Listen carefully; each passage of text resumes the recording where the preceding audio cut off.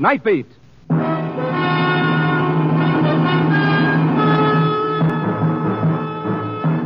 On stage tonight from Hollywood, Nightbeat. Nightbeat.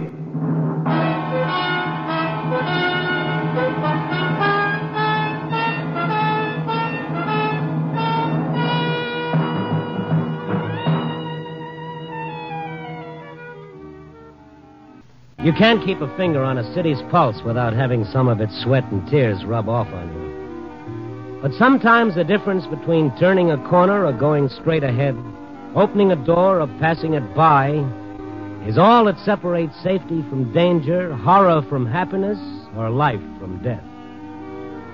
Tonight the difference lay in whether I should or should not get a shave before starting on my nightly tour of duty. I decided on the shave. Usually I go to a barber shop on the 5th floor of the Conway building in the heart of the Loop. By the time I got there, however, it was after 6 and the elevator operators had all gone. 2 of the lifts were still operating on a self-service basis, so I got in one and pushed the button for the 5th floor. The elevator was almost to the 4th floor level when a sudden yelling drew my attention to the little window in the elevator door. I pressed the emergency stop. A tall, thin-faced man had been lunging at someone out of vision. If there was ever murder on a man's face, it was on his. I saw you talking to the FBI. You told them. I didn't. I was only trying to help you. I brought the elevator down to the floor level without stopping to think what I might be getting myself into. When the doors opened, I saw them rolling around the corridor ahead in a desperate struggle. The tall man was on top, his left hand flailing at the other's face with a briefcase, while with his right he was trying to drive a long, thin blade into the other's chest. Help! Don't! Harlan, please! Hey, drop that knife! The human beanpole saw me coming and scrambled to his feet. So he told you to, huh? He told you. Look, pal. I'll kill him. Take it easy. Take your hands off me. I'll kill you! He slashed at my face as I threw up my arm. The point of his blade snagged in my sleeve and jerked out of his hands. He darted for the elevator, and I ran after him in the best tradition of Frank Merriwell saving the game for dear old Yale. My form may have been all-American, but my flying tackle was all wet. His heel caught me in the head, and I fell on my face, lost in the stars.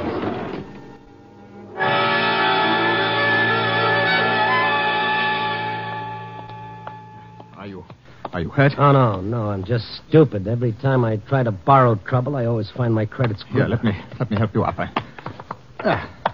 I'm terribly sorry. Oh, thank you. I'm all right. How about you? No, he didn't hurt me. Well, he was sure trying. He a friend of yours? Will you come into my office and let me dress that bruise on your cheek?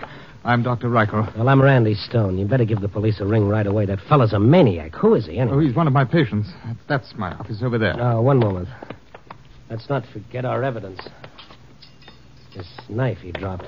Well, it isn't a knife. It's a letter opener. He took it off my desk. A letter opener? Mm-hmm.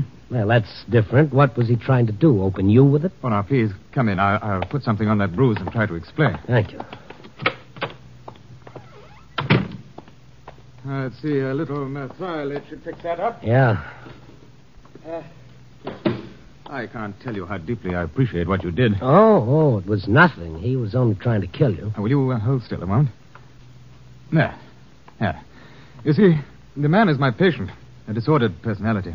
Are you an alienist, Doctor? Yes, my field is psychiatry. Well, from what I saw, your patient is more than a disordered personality. He's a homicidal maniac. And I'm Mr. Stone. Well, aren't you going to call the police? Or do I have to? Oh, please. No, what happened was just an accident. An accident?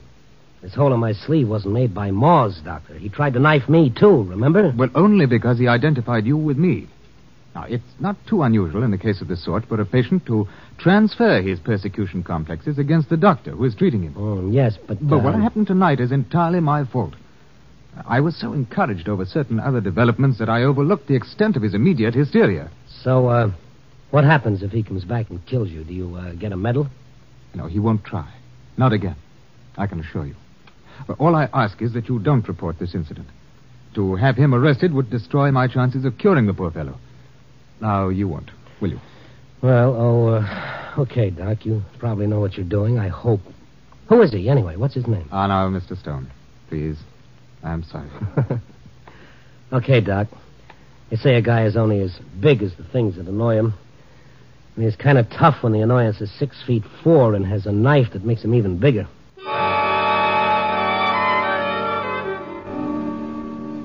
Well, it just goes to show you. A few seconds earlier, a few seconds later, I'd have gone right up and had a shave from a barber. As it was, I arrived just in time for a close shave at the hands of fate.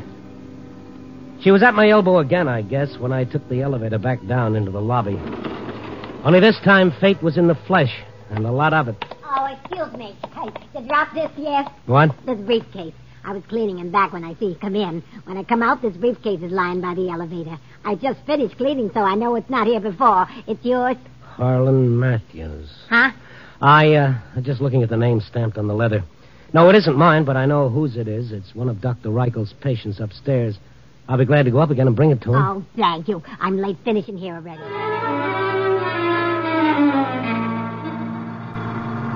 Harlan Matthews. I'd heard the doctor call him Harlan. It was the same man and the same briefcase he'd been using to bash Dr. Reichel over the head. As the elevator doors opened on the 4th floor, the doors of another elevator slammed shut and started down. I found Dr. Reichel's office locked and the light out. Obviously, he'd just left. I went down to the street level again, but the city had swallowed him up. I looked inside the briefcase. It contained a heavy album of foreign stamps belonging to Harlan Matthews. A phone book in the corner drugstore showed 2 numbers for Matthews, his home and his business. I tried his home. Hello? I'd like to speak to Harlan Matthews. Oh, he's not in. Is there any message? Is this Mrs. Matthews? Yes. Your husband left a briefcase in the Conway building The and Conway building. Have you seen him there? This isn't Dr. Reichel, is it? No, Mrs. Matthews. My name is Stone. However, I did see your husband at Dr. Reichel's office just a little while Well, ago. I just phoned there. Well, you must have just missed him. Well, where is Harlan now? He's coming home, isn't he? Have you tried his office? There's no answer. Isn't he coming home? Well, that I don't know. Dr. Reichel may be able to tell you. Oh, I've been trying to get him at his home for the last 2 hours. He never keeps his office open this late. I just called him on the bare chance that he might be there. Mrs. Matthews, why does your husband hate Dr. Reichel? Oh, well, Harlan is sick. He doesn't know what he's saying. Well, then, what does he imagine? I don't know. He won't tell me. It's since the war. It's something to do with the war, something that happened. I don't know what it is. He's sick. Yes, of course, Mrs. Matthews. Well, I'll drive over with the briefcase. I just called to be sure that somebody'd be home.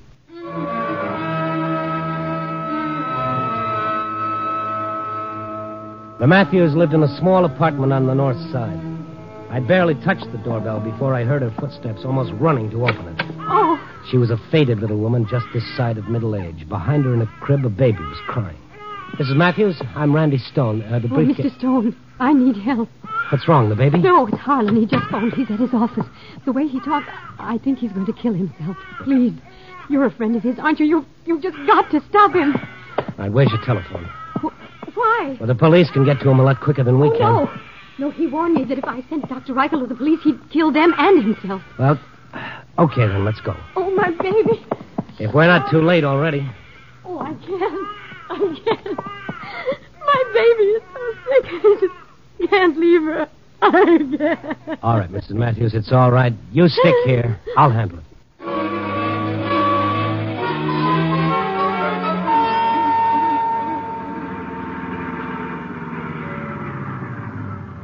Harlan Matthews' business address was a third-floor shop in a third-class shopping district.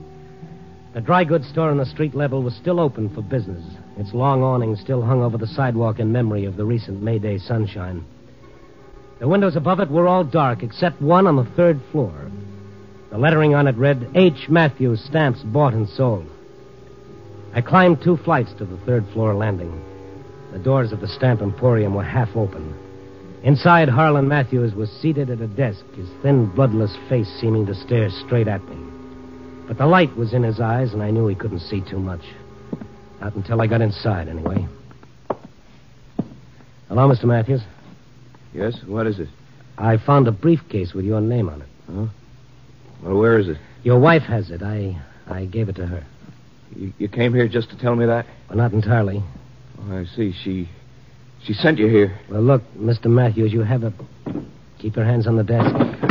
Don't do it. Drop it. Drop that gun. Let go! Let go, you fool! I'm using the gun on myself! You're not using it on anybody. Drop it. Drop it. I'll take that. Sorry I had to hurt you, Matthews, but you're a lot better off alive than dead, believe me. Why, so you can arrest me? Arrest you? What makes you think I'm a cop? Don't think I'm so blind that I didn't recognize you when you came in here. You tried to jump me at Reichel's office tonight. Waiting out in the corridor. You think I didn't know what was going on? That Reichel had ratted on me. You've got the doc all wrong. Oh, I have I? As if I couldn't see through this stupid act of yours. You and Dr. Reichel trying to help me, too, aren't you? All I have to do is talk, don't I? Just relax and talk. Well, what would you like to hear? Look, friend, you don't have to tell me a thing. Yes, why repeat what you know already? Dr. Reichel's already told you everything I ever confided in him. What do you want, a written confession that I shot Captain Claney in the back? Well, I did. Write it down. I'll sign it. Is that what you want? If you don't mind... Details? You like details? Look, May 6, 1943, 2 days before we took Tunis, out in patrol. Write it down. I hated him. He was a lousy dog, arrogant, insulting. All right, there it is. Motive, time, place, everything. You satisfied? No, I'm just tired. If you feel like talking, talk to the police, not me. I never saw either you or Dr. Reichel before tonight. My name is Stone. I'm with the Star. If you doubt it, pick up the phone and find out. The papers? Reichel told the papers? Well, you get this into your head and you'll have it in a nutshell. Reichel never told anybody. All I know is what you've just spouted. You sit here like a broken-down ham, dramatizing yourself, dreaming up things that never happened, making like a martyr, feeling sorry for yourself, leaving your wife at home worried sick about you. You got a family to think of. Now, go on and get your coat. I'm taking you home. I guess maybe you're right. I've been acting like a fool, haven't I? I'm sorry. You'll feel lots better in the morning, Mr. Matthews. Now, come on, let's go. Yeah. I'll put things away first. May I have my gun? You better let me keep it for a while. Oh, you don't have to worry, Mr. Stone. Not anymore. This note on the table, I was writing it to my wife when you arrived, telling her goodbye. Well, I've changed my mind about dying. Well, we all have our bad days. Shall we go? Yeah. My gun, please. Oh, it's all right, really. Well, okay. Here, I've taken out the cartridges. Souvenirs, you know. Thank you. I'll put away these catalogs. Would you mind closing that window for me? I walked over to the big window facing the street. It was wide open from the bottom. I reached up to close it just as a soft footstep sounded close behind me. Try to and Matthews pushed me over the sill toward the street below.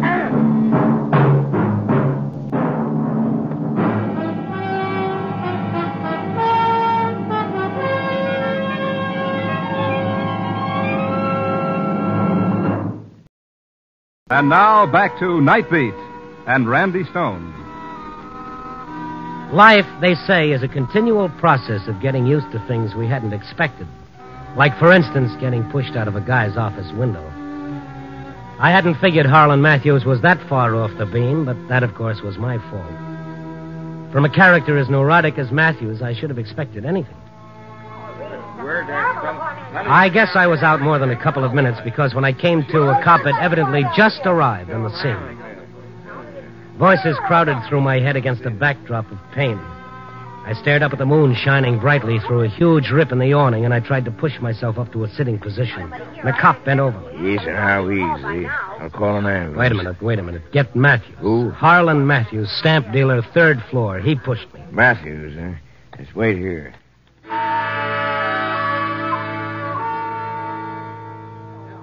I took inventory of my legs and arms and found them in usable condition. I climbed to my feet. People crowded around, their voices blending in an unintelligible jumble of questions. I staggered through them toward the cab. Their faces swarmed about me, white and staring like faces in a nightmare. I reached out, found the door handle of my car. I opened it and got in. I sat there for a while, trying to reassemble my wits. My head throbbed with pain and my mouth was dry. I wanted a cold drink more than anything I could think of.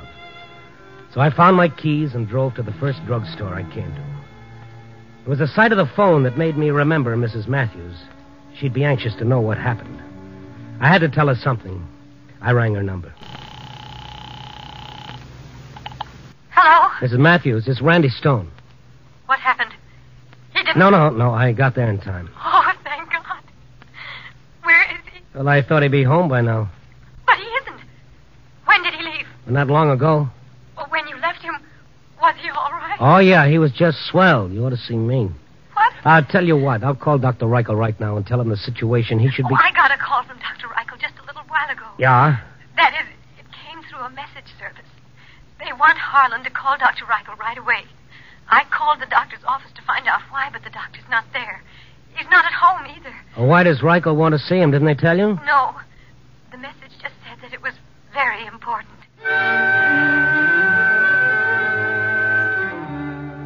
I invested another nickel in the call to Dr. Reichel's office. There was no answer, so I sat down at the counter and had a cup of coffee.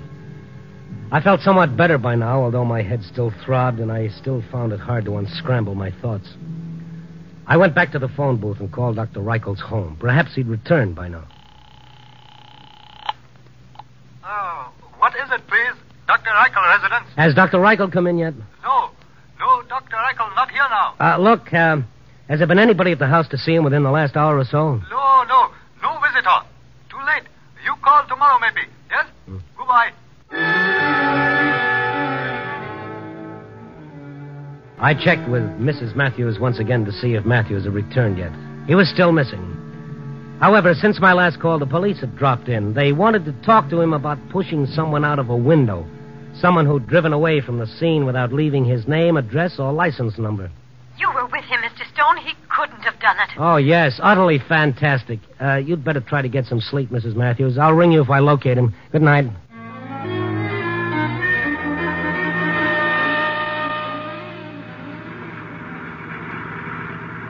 I headed out toward Dr. Reichel's residence on the northwest side, wondering just how foolish I was not to send the police out instead. Matthews did more than just pass from mania to depression. He'd made the round trip. The doc had been looking for him, but now he could be looking for the doc. I stepped on the gas.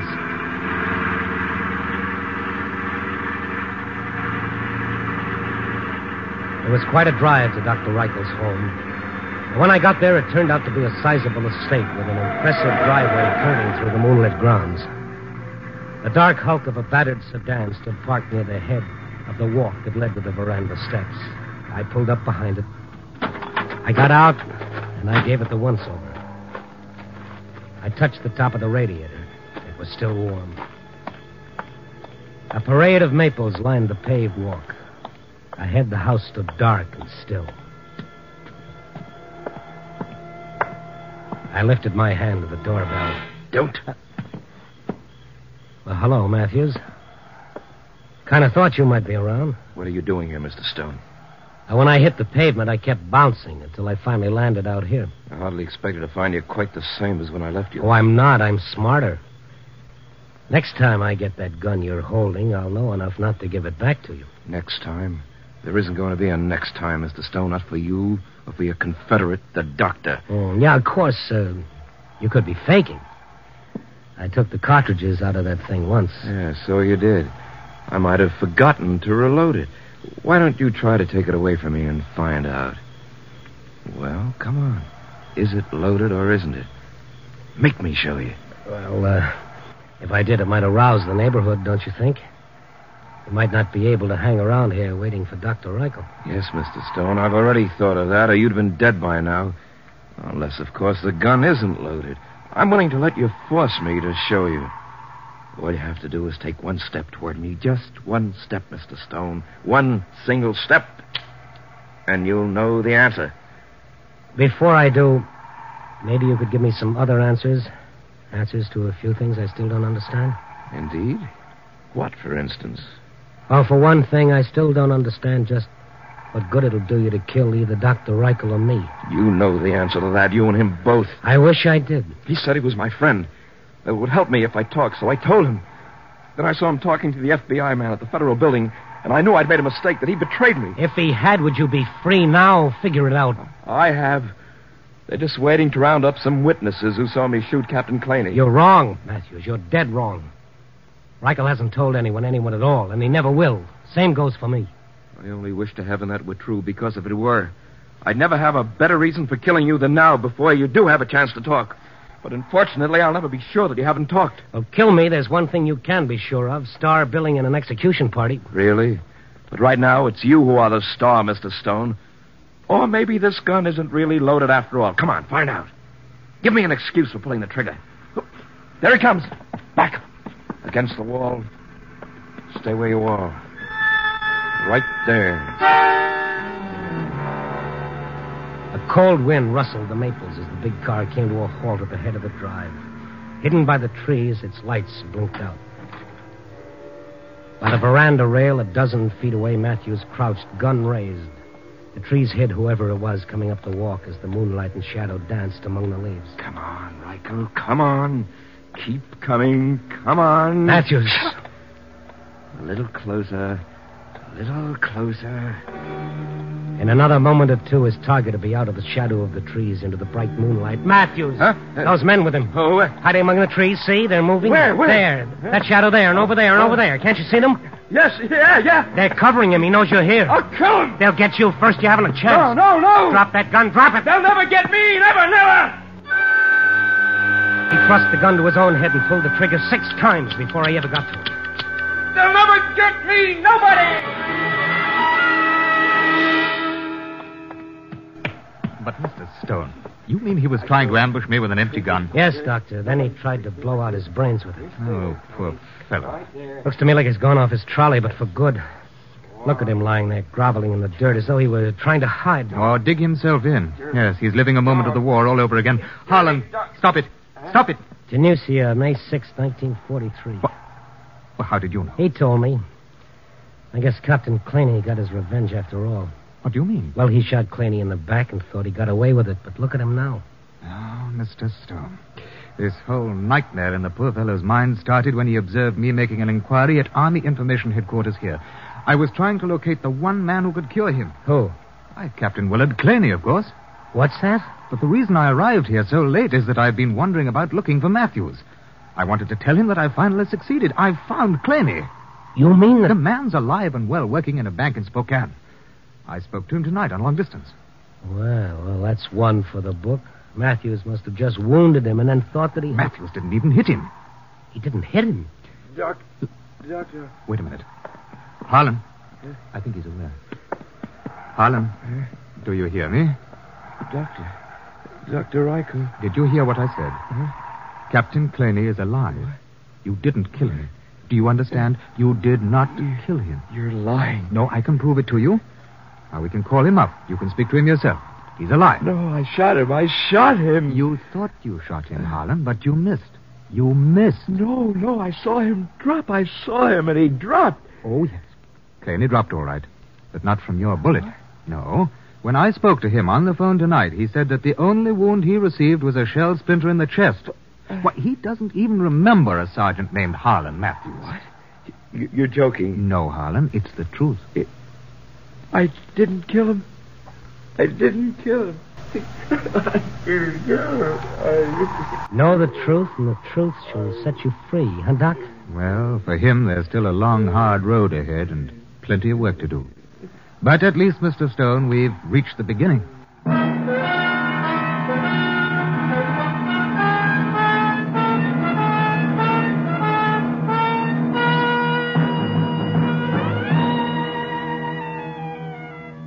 Well, dawn is just around the corner, and the city lights are going out street by street, like the lights in some people's minds.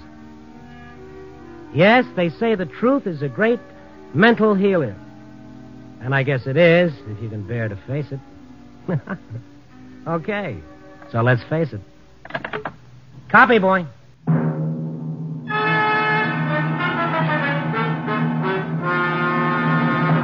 You are listening to Nightbeat.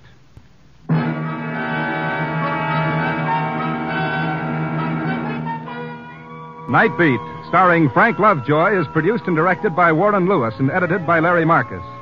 Tonight's story was written by Irwin Ashkenazi with music by Frank Worth. The part of Harlan Matthews was played by Jeff Corey. Jeanette Nolan was Mrs. Matthews, and the doctor, Ben Wright. Listen next week at this same time and every week as Randy Stone searches through the city for the strange stories waiting for him in the darkness.